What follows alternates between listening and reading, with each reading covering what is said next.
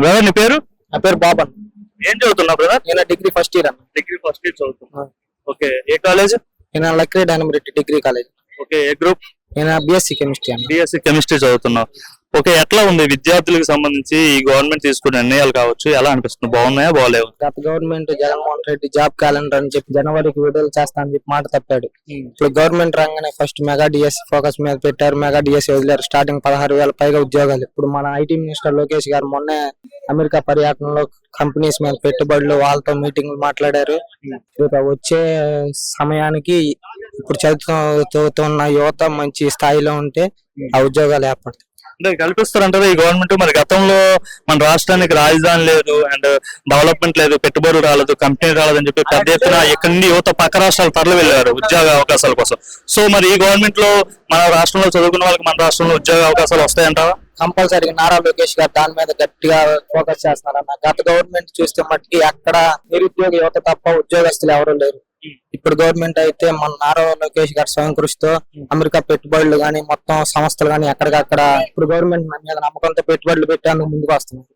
మరి ఇప్పుడున్న IT minister Lokesh గారికి గతంలో ఉన్న ఐటీ మినిస్టర్ కి తేడా ఏంటంటే ఏం చెప్తాం? గత ఎక్కడ దాకా ఎందుకన్నా గత ఐటీ మినిస్టర్ వెళ్ళి ఉద్యోగాలు తీసుకురామంటే అక్కడ 4 degrees Celsius అక్కడ బాగా చలిగా ఉండేది. ఇప్పుడు ఎవరు వెళ్తారన్నారు. ఇప్పుడు ఇదే వయసులో 75 సంవత్సరాల ముఖ్యమంత్రి గారు అదే చలిలో వెళ్ళి మొన్న అక్కడ పర్యటన చేశారు. ఇప్పుడున్న గవర్నమెంట్ కి అప్పుడున్న గవర్నమెంట్ కి అయితే చాలా తేడా. ఓవరాల్ గా బాగుంది అంటారు. బ్రదర్ మీ పేరు? బ్రదర్ చైతన్య కృష్ణ. ఓకే, ఇప్పుడు ఎన్నో year brother? Second year first year. Second year. Okay, మరి అంటే విద్యార్థులకు సంబంధించి పెద్ద ఎత్తున చర్చ జరుగుతుంది. ఏదైతే డిగ్రీ కావచ్చు, బీటెక్ కావచ్చు ఉన్న వాళ్ళ విద్యార్థులకి ఫీజు రియంబర్స్మెంట్ ఇప్పుడున్న ఏదైతే ప్రభుత్వం ఉందో ఆ ప్రభుత్వం వాళ్ళు సకాలంలో చెల్లించట్లేదని చెప్పి అయితే గత ప్రభుత్వం వాళ్ళు ఆరోపిస్తున్నారు. గత ప్రభుత్వం వాళ్ళు ధర్నా కూడా చేయబోతున్నారు యువత పోరని చెప్పి. అసలు వాస్తవానికి విద్యార్థులకి ఏం జరుగుతుంది? విద్యార్థులకి ఇప్పుడున్న ప్రభుత్వం బకాయిలు కావచ్చు, ప్రస్తుతం వేయాల్సిన రియంబర్స్మెంట్ కావచ్చు, వేస్తుందా వేయలేదా? ఏం జరుగుతుంది? గవర్నమెంట్ వచ్చాక అయితే వేశారన్న. Second year first sem reimbursement వేశారు. కానీ జగన్ గవర్నమెంట్ లో ఉన్నప్పుడు అది పర్లేదు. ఇంకా దాని గురించి అయితే కాలేజ్ లో మమ్మల్ని కట్టమన్నారు. ఇయర్ కి ఎన్ని విడతలుగా వేస్తారు? అసలు 3 అన్న. 3 విడతలుగా వేస్తారు. మరి గత గవర్నమెంట్ ఎన్ని విడతలు వేసిందంటే ఫస్ట్ ఇయర్ కి సంబంధించి? ఒక విడత వేసింది. అంటే 2 విడతలు పెండింగ్ ఉందా? ఇప్పుడు పెండింగ్ ఉండడం వల్ల ఇప్పుడు ఆ బడ్జెట్ మీ మీద ఏమైనా పడుతుందా? మమ్మల్ని కట్టమంటున్నారు. మమ్మల్ని కట్టమంటున్నారు. మళ్ళీ గవర్నమెంట్ కూడా ఏదో అన్నారు. మరి ఈ ప్రభుత్వం అంటే ఇప్పుడు వచ్చింది కదా, ఇప్పుడు సెకండ్ ఇయర్ చదువుతున్నారు కదా, మరి ఈ గవర్నమెంట్ వచ్చాక ఇప్పుడు ఎన్ని విడతలు పడింది మీకు? ఈ గవర్నమెంట్ వచ్చాక ఒక విడత పడింది. Direct college account. College account. So ఇప్పుడు ఇన్ టైమ్ లో సకాలంలో కాలేజ్ అకౌంట్ లో ఇప్పుడు ఉన్న ప్రభుత్వం కావచ్చు, విద్యాశాఖ మంత్రి కావచ్చు, వీళ్ళు చెల్లించడం వల్ల మీకు ఏమైనా పెద్దలు తగ్గుతుందా ఈ విధంగా చేయడం? తగ్గుతుంది. అంటే మేము వెళ్ళి తెచ్చుకుని కట్టే కన్నా ఇది డైరెక్ట్ కాలేజ్. గవర్నమెంట్ ఎట్లా వేసేవాళ్ళు?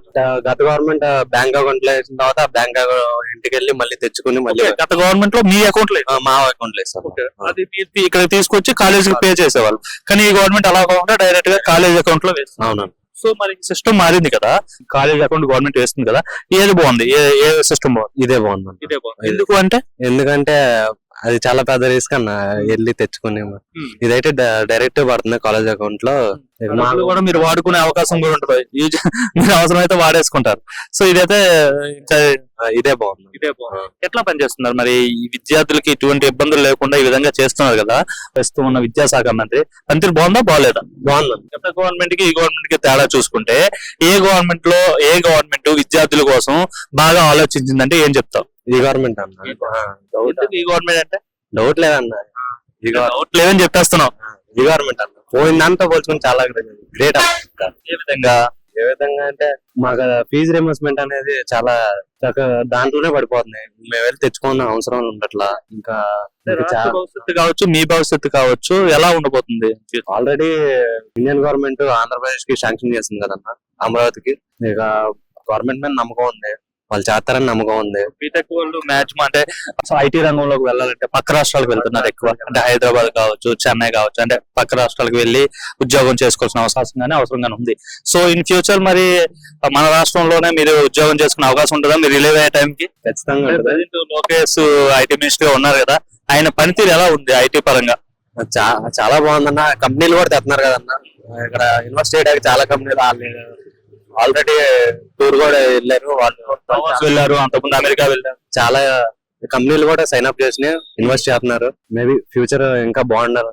వాళ్ళు కష్టపడతారు. కాలేజ్ లో అసలు టాక్ ఎలా ఉంది? మీ స్టూడెంట్స్ మాట్లాడుకుంటారు కదా, మీ సీనియర్స్ కావచ్చు లేదంటే జూనియర్స్ తో ఇన్ ఫ్యూచర్ మనం రిలీవ్ అయిన తర్వాత ఎక్కడ ఈ ప్లేస్మెంట్ వస్తే బాగుంటది, క్యాంపస్ లో సెలెక్ట్ అయితే బాగుంటది అని ఒక జస్ట్ మనం డిస్కషన్ చేసుకుంటాం కదా.